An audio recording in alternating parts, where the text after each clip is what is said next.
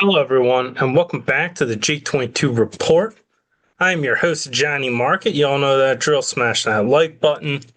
Subscribe if you already haven't. And just disclaimer, nothing should be construed as financial investment advice. These are just my opinions, thoughts on the market. Read more below on the disclaimer. Anyway, let's get into these stuff. I can't go in too much. It's hard for me to do these every day just with everything going on. And who knows, I might be moving again. That's so on top of family being in the hospital and new kid and everything, I might be actually moving again. So, uh, anyway, getting in today's core inflation, it was less than expected, 1% to 3%.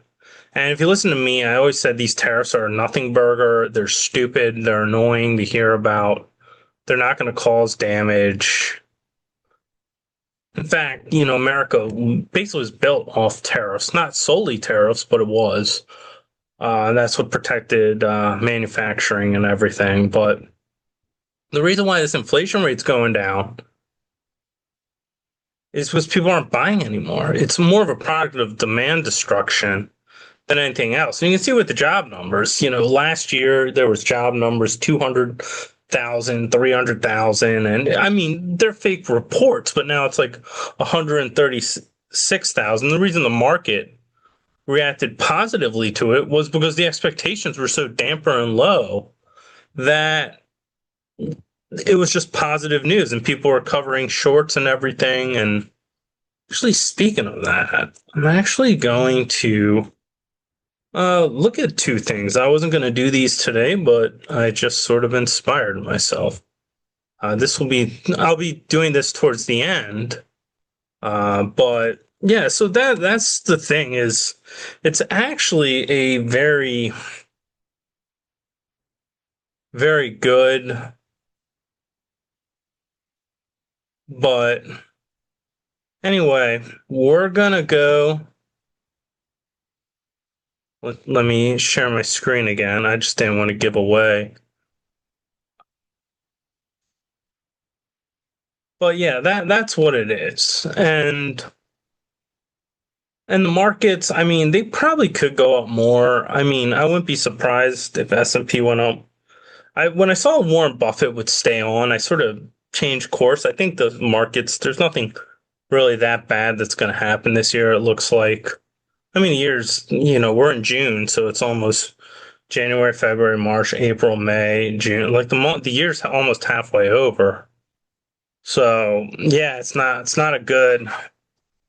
I mean, it's not like the year's like it's the beginning of the year. But you never know. The 2008 crash happened in September. And speaking of that, when you want to know there's going to be a real problem, just look at the oil price. Oil price is almost like a precursor like to the United States to a crash. And I'll just show you what I mean. I could be wrong. Now gold VIX. You can get oil, and I'm going to show you 10-year note. All right, good. There's the bonds. Yeah, don't worry. I'm looking for crude oil. It's going to come up now. So you see here, crude's at 68.30, relatively stable, not a bad price, but let's just go to the last 5 years. If you look at this was when oil started really hitting 2022. That was a bad year for the stock market. And that was one of the worst performing portfolios. So you look at this, and then oil started coming down, stock market started going up. So there it is. This is around 2022. And then look at what happened. This is 2013. Oil's at 105. Then by 2016, it's around $36, all the way up to 2020. And the stock market from 2010 to 2020, before COVID, it was in a bull market. And then 2022, what happened? Oil started going down. So if oil gets up to 80 or 90, that's when I think stocks are going to have a real problem.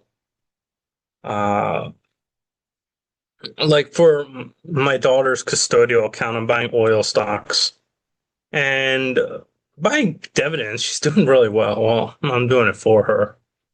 But anyway, it doesn't matter. But when oil gets up to 80, that's when I'm going to stop buying. And if there's nothing there, like everything's expensive, I might just contribute money and let interest grow. And there's nothing wrong with that in the brokerage account. And then just wait for a market to get cheap. Uh, but yeah, this is where I think oil, not too big of a fan, but look at this. This is 2008, August. Oil's around 128. Oh, I remember it going up to like 140, but it's around $120. What happened a month or two later? The housing market crashed. The '08, the GFC, the Great Financial Crisis. Are people becoming so lazy that they're doing like abbreviations for everything now? Like instead of the housing crash or the '08 crisis, like they have to do GFC. Uh, then another example is when they do greatest of all time, they use GOAT. I wish we could take back the term GOAT. It's just used too loosely now. Like when you said greatest of all time, like you literally had it was very rarely used. Then 2011, that's when oil hit its peak, and then that's when the stock bull market and bonds started really ripping. So, and that's when oil came. So I would actually look. If anything is inverse, then look at this. 2001 is around 20, goes all the way up. Stocks did not have a good decade. So watch the oil prices. I think if oil gets to 90, 100, that's when stocks are going to really correct. I'm just going through memory, but I can tell I've been. But let's talk about crashing markets, one that's coming soon for multiple reasons. And I was listening to a video and Reventure app, and I am shocked. I've noticed this too, but I am shocked about how the mainstream media is talking about how the housing market is declining and how it's bad. But the main thing is now they're blaming on interest rates. And I agree, prices are just too high. It's no longer this inventory shortage. Now, if you were listening to this channel, you knew I never bought into that crap. I knew it was a BS story. And if you did buy into that story, then you should, and you never heard of this channel, you should subscribe to this channel because you need to be more informed. I'm not saying you're dumb or anything. You might be very smart, but you need to be more informed. You need to come here to become. And I do forward looking. Like I told my followers in beginning of 2024, gold's going to 3,000. It's going there. It's not going to leave. And here we are. It's well over 3,000. You listen to this channel, you knew it was going there. So. Stock market, I mean, still think now's the time to not invest. You can trade, but I've given up. But I think a bear market's coming. Just we don't know exactly when. So here it is. Growing hidden crisis involves millions of homeowners lacking homeowners insurance, leaving them to financial ruin for natural disasters and property damage, rising insurance cost. So here you go. I mean, that's the thing. People are not getting this could really hurt the housing market because one, it's going to hurt demand. Two, if they're going to have to pay and get out loans and buy new homes on top of their mortgage, well, prices have to be very low so they can pay back these loans very quickly. This is not a good thing for forward looking for prices in the future. Because if people are unable to become insured, then that means in order for them to buy buy homes, prices have to come down. And for the insurance industry to become profitable and basically relevant again, prices also have to come down. because they have to cover those costs and they have to pull enough people. But if there's a lot of homeowners and low prices, even though their premiums are lower, their costs are much lower, and they're able to actually, because there's more homeowners because of a lower price, they're actually able to pull people so they can cover the damages and cover the cost and still be profitable. So this goes to show that prices need to come down, and they're going to come down because people can't even afford insurance. And this is what I said. Everyone talks about the rate, the mortgage. The mortgage is not their only cost. Insurance. This will cause people to sell. Even if they have a low rate, they're going to say we can't afford the property taxes, the insurance, etc. So 13.6% of people, according to Lending Tree, I think this is March 24th, 2025. So this is a big problem. It's going to cause. So that was Google AI. Here's another thing I talked about. I covered. Look at this. This is big. Losing 12 point. I think this is it.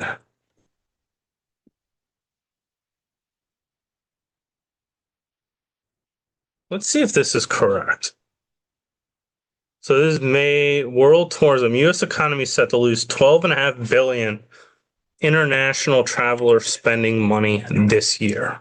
So here it is. This is 12.5 billion out of the U.S. economy due to lack of tourism. And I mean, this isn't coming back. I mean, I have a foreign family. The world is much nicer and better. They're not coming back to the U.S. to travel regularly. When you can go to many other places, Europe, Japan, Asia, you can go, the Dominican, there are parts of, I don't want to say other places, but you can travel those places. You don't want to go to the U.S. So they're not coming back. That's the thing. Here it is. So now the declining international travel, this is going to hit the U.S. housing market because foreign buyers that have fueled luxury home sales, especially Florida and Hawaii, they're not going to need it because the thing is, like, you want a place to stay. Let's say you love now Hawaii. Actually, I heard is nice. Florida might be nice too. I went there. I think it's good, but nowhere that I do want to go to Miami though. Never been to Miami. I've been to other parts of Florida, but here you go, Florida. But this is a lot of people would buy homes, so they just had a place to go because they're like, why are we going to spend all these money on hotels or whatnot? We can buy a home. It's an investment. We can stay there. We can rent it out. Beachfront condo. That would be one place. But yeah, now with 12.5 billion, these people are not going to need those homes, and they're going to say, "Hey, since we're not going to use it, why don't we sell our beachfront condo in Florida, or beachfront condo?" And foreign investments in U.S. real estate already waning ahead of the 2024 election. So lowest level. So international buyers purchased 36% fewer properties than previous year, making it the lowest level since 2019. So dollar volume, half of which were cash sales. So here it is. A lot of international travel. This is going to hurt, especially Hawaii. Not that, a lot of them, you saw Canadian, they probably are Canadian. So they're not going to Florida, they're not going to Hawaii, and that's going to hurt their housing market. This is why there's overwhelmingly massive more sellers than buyers. And look at this. Housing sellers overwhelm buyers. U.S. home sellers outnumber buyers, indicating this is CBS, so you can't accuse me of anything conspiratorial, but this is everywhere. Let's see. U.S. home sellers outnumber buyers, indicating home prices could fall. And this was 21 hours ago. Oh, wow. I didn't know it was 21 hours ago. So when sellers overwhelm buyers, buyers have leverage, and prices are going to fall. They're going to fall through the roof. So there you go. Let's see. Anything more? So this is another one. I'm going to put this at the end. And look at this. This is another thing. And it's just unreal. America housing market is cracking. And court members only. Look at this. It's finally showing signs of fatigue.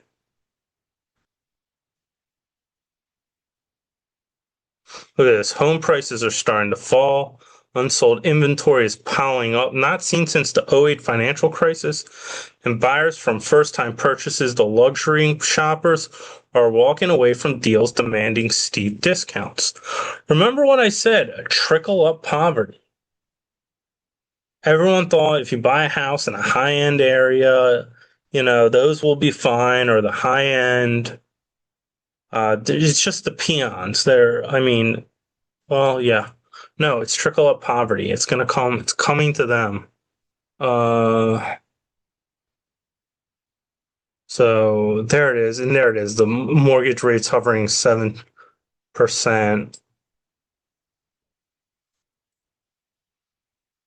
And here's the weird thing: economic uncertainty around tariffs. If anything, tariffs you saw from the import numbers. That would actually create more buying, because if people thought that tariffs were going to drive up prices or drive up costs or anything, people would say, well, this is made of materials, this is made of everything.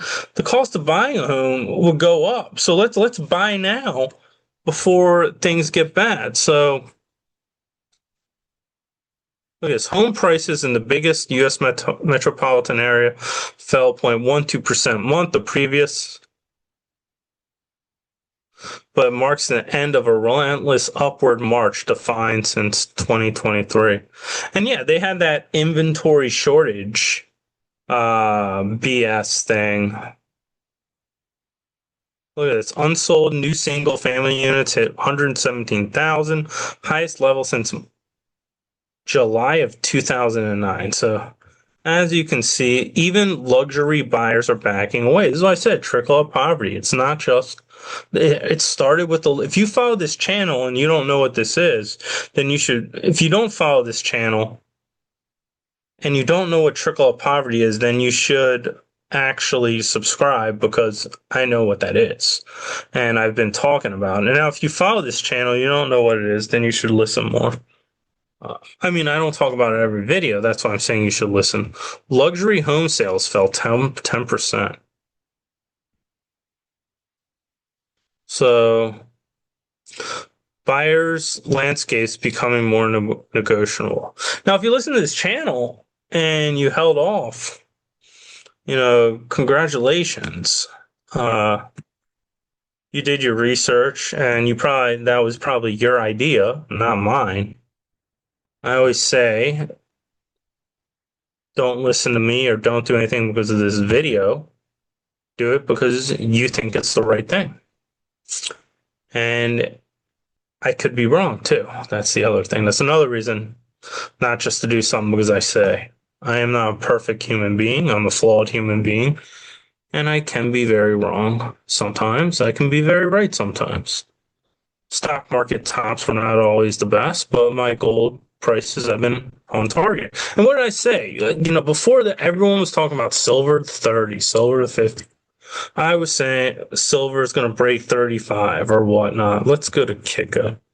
I was saying that silver is going to, I didn't say it was going to go straight up or anything, but I said the next real profit taking is when silver goes to 50. Silver's going there. It's going around. When I say 250, I mean like around 50. I don't mean like 50 exactly, or it could be like 48 or 47 or 46, but a couple of months ago, everyone's like 33, 32, broke 35. I was saying it's going to go to 50. That's just my opinion. Doesn't mean I'm right, but it's broken that 35. So let's get back to housing. Escrow shortages are leaving homeowners with unexpected bills. And here it is. Payments rise due to taxes and insurance costs. I said this. Your mortgage is not your only cost. And there's repair, there's maintenance. Those costs are going up. This is going to cause a massive seller wave, and this is why people are selling.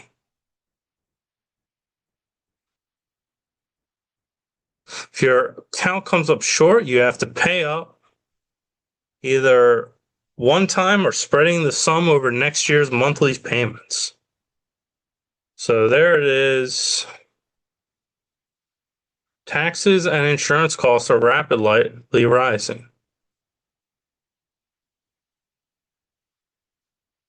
So there it is.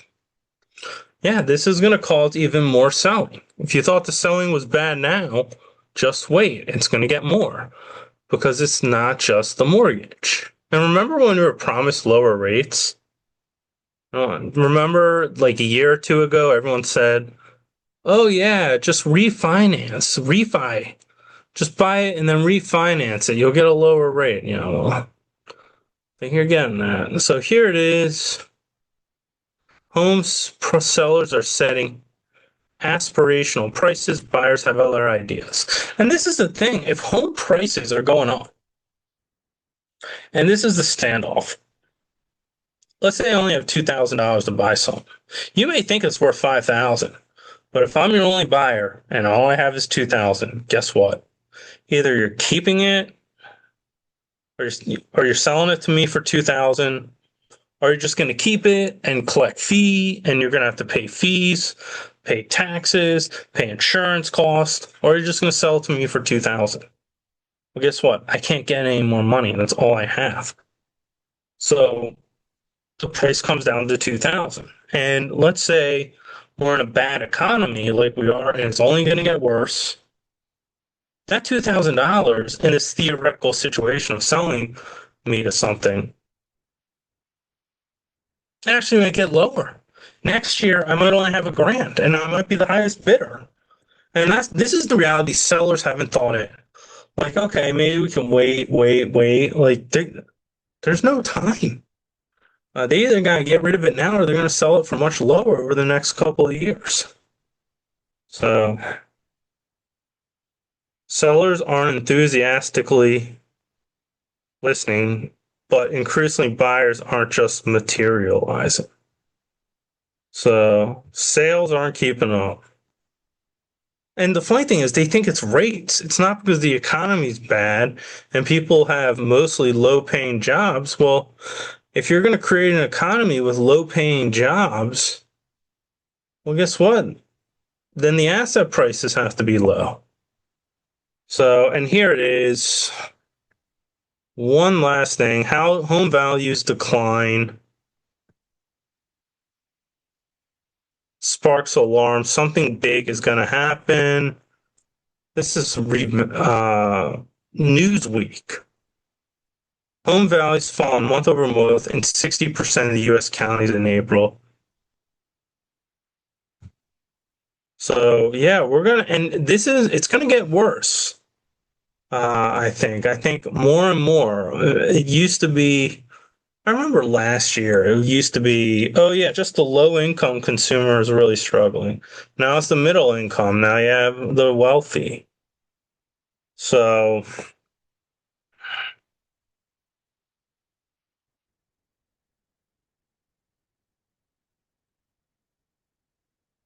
yeah, and there's a lot of layoffs going on. If you read the news, the business news like I do, all you see is layoffs. So this isn't going to get better. So anyway, more thing about the economy. You want to know, look at this. City set aside more money for potential loan losses. They put aside hundreds of millions of dollars, more than it did last quarter, for potential losses. Biggest bank may be bracing for deteriorating economic health. So there you go.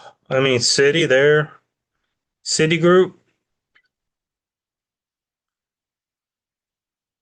they are expecting more loan defaults. And I've been talking about these credit cards, the auto loans, everything else. Now let's switch to gold. This is one thing. I have gold and silver, not a buy or sell recommendation. This is just for educational purposes. I own it. Full disclosure.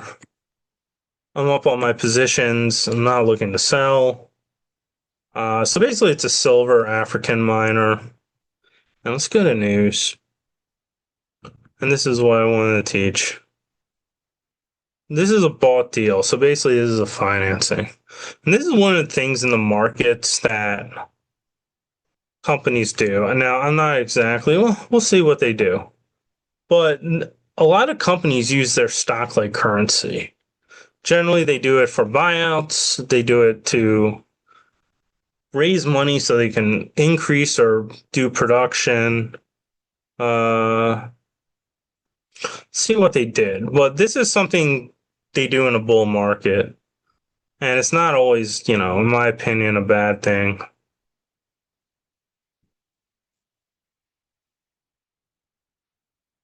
So if you look at this, including objectives, advancement of exploration project, exploration program, and then working capital and general corporate purposes. So they're looking to add their reserves, and I hope they do. And then, they're worried about general working capital, and then general, they got to pay their CEOs. So that's what general corporate purposes means. So, but a lot of companies, the seniors, use this as currency to buy the juniors and gobble them up at a premium.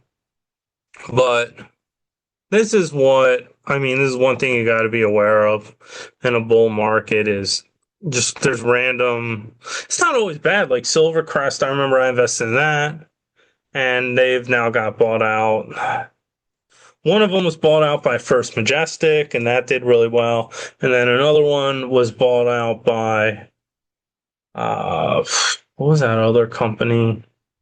CDE, or Core Mining. It used to be CDE, but they did really well. So, it's not just the seniors that do it, but a lot of them do it. In this case, a good amount is going to, exploration to add reserves. So let's finish this off with same thing. I think silver is going to go around 50. That will be the next. Still look for, let's look what the Huey is doing. And now I started at Kiko when I was a bullion dealer and broker. So the Huey is just, what that does is ingrained into me. But it's 418. One looks like 5 years broken out. When it's around 500 or more, it's probably when I'll look to take some profits, maybe 536. I think the miners, you look at this, it's declined in 2015 at its low is like $111. It is broken, its 2016 high.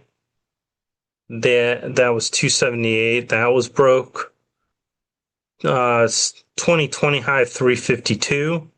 That's been breaking. That's broken. Then 324. That's broke. So looks like the Huey's going to break out, and I think it'll come up. Could be around 553 or something. Who knows? I think 500. That's my silver around 50.